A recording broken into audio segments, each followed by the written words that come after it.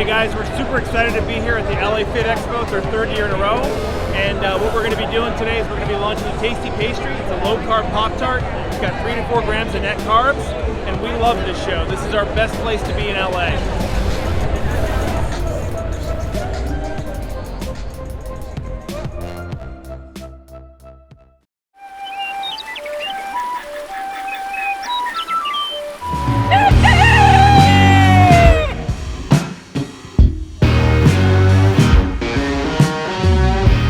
Welcome back to Legendary Foods, Muscle in the Morning.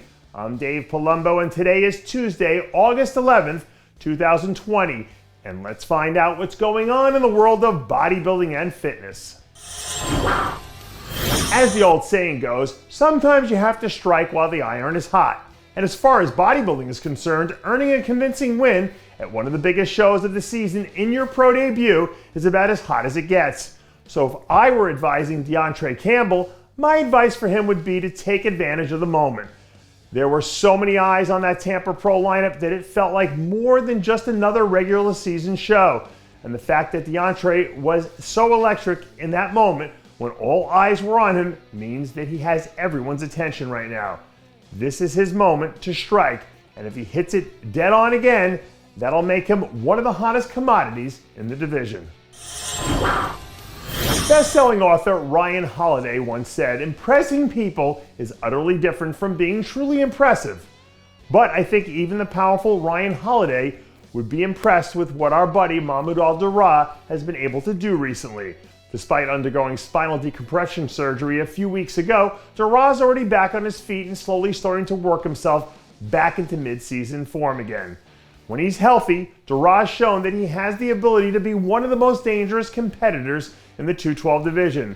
So if he feels like all systems are a go, I wouldn't be shocked if he wound up making his presence felt at some point before the end of the season.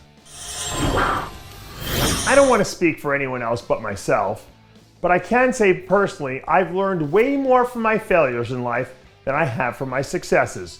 So if I were a guy who learned a lifetime of lessons and came out stronger on the other side the way Antoine Vaillant has done, I'd be looking at everything that came my way like it was, well, light work. Right now, Antoine's 9 weeks out from making his season debut at the Boston Pro, which will be the first time we've seen him on stage since last summer in Toronto. I'm told that Antoine and his team have done some tweaking to help bring some more balance to his look this time around, which is something every athlete could use more of, to be honest. But if he can deliver on the plan, I don't see why a top 5 finish wouldn't be on the table for the big guy. I've been to a ton of live sporting events in my life, and I can say for sure that watching a fighter make the long walk to the ring is one of the coolest things in sports. There's a certain energy in the building that I can't describe because it's one of those things you just actually have to experience to understand.